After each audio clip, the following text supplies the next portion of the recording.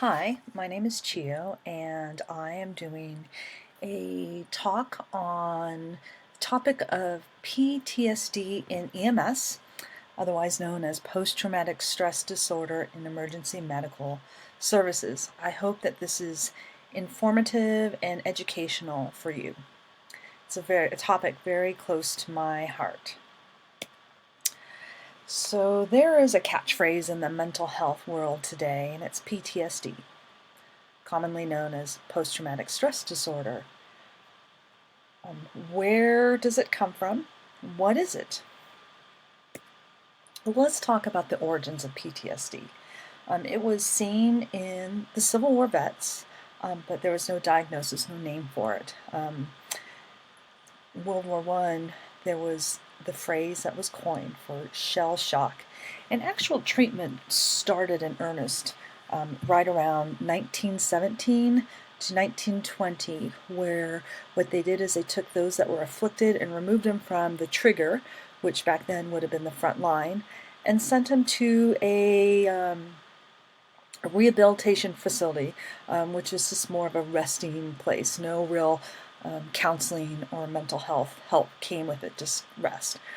World War II, it was renamed combat stress reaction. However, once again, it was still looked upon as mental weakness or a mental defect, not really a true mental health disorder. It wasn't until 1980 that it was officially named post-traumatic stress disorder.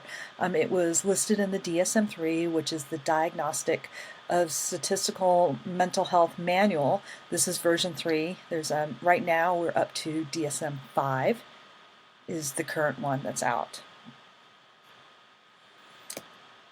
We've agreed over the years that PTSD has grown from the combat veterans to first responders. Police, fire, and paramedics are now the newest group that have been diagnosed and that are gravely suffering from this disorder.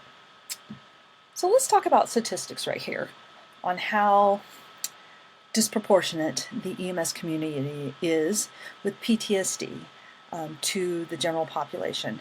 Here's just a little slide out of GEMS, October 2015, that shows EMS in the blue versus general population with suicide rates and contemplation. Statistics continued. Chicago Fire Department actually did their own study, and they found that out of 100,000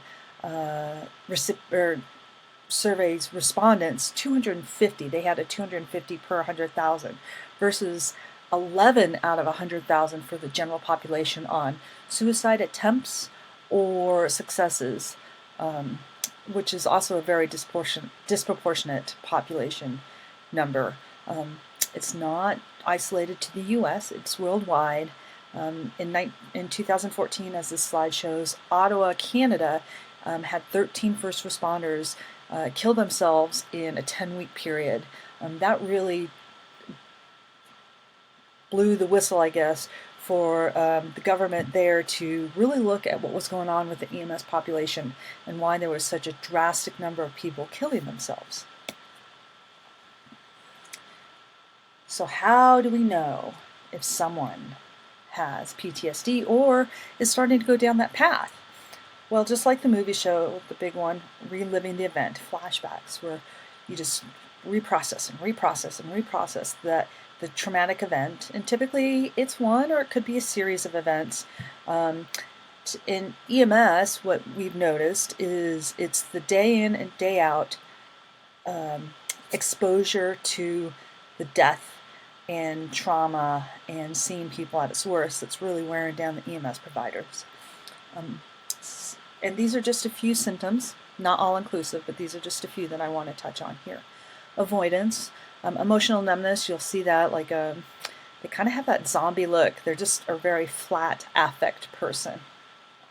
And conversely, arousal, which is just the opposite, the hypervigilance. Those are the people that you see in a crowd or a grocery store or shopping mall that are constantly scanning and on edge and ready to go into battle, or their mode of whatever they need to be. Soldiers will go into a mode of fighting, and EMS providers also do that as well.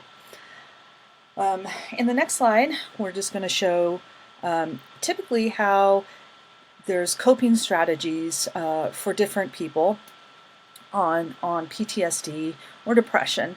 There's constructive coping strategies, what you can see listed, and deconstructive coping strategies, which are typically the ones that are chosen by most EMS providers.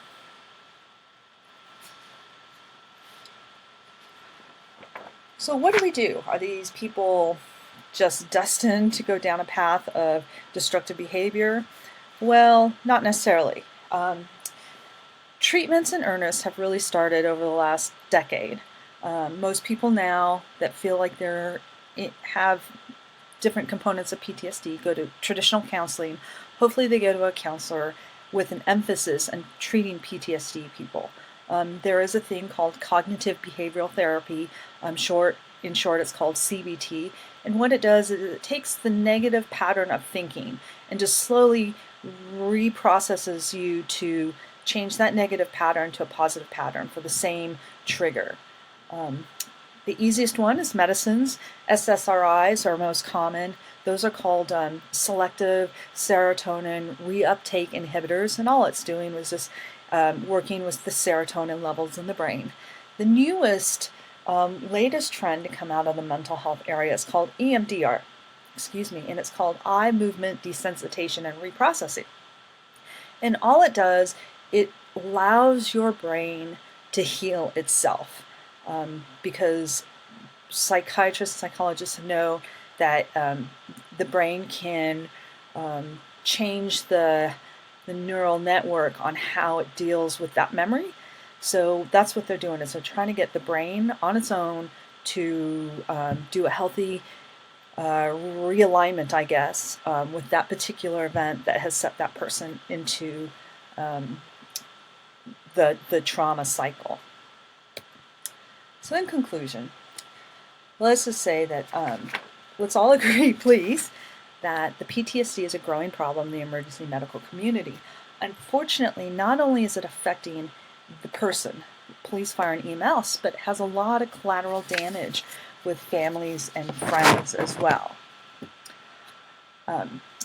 We agree that the problem is extreme and dire because they're bombarded with traumatic events daily, multiple times daily, and often it comes about as compartmentalizing the memories until they just bubble out.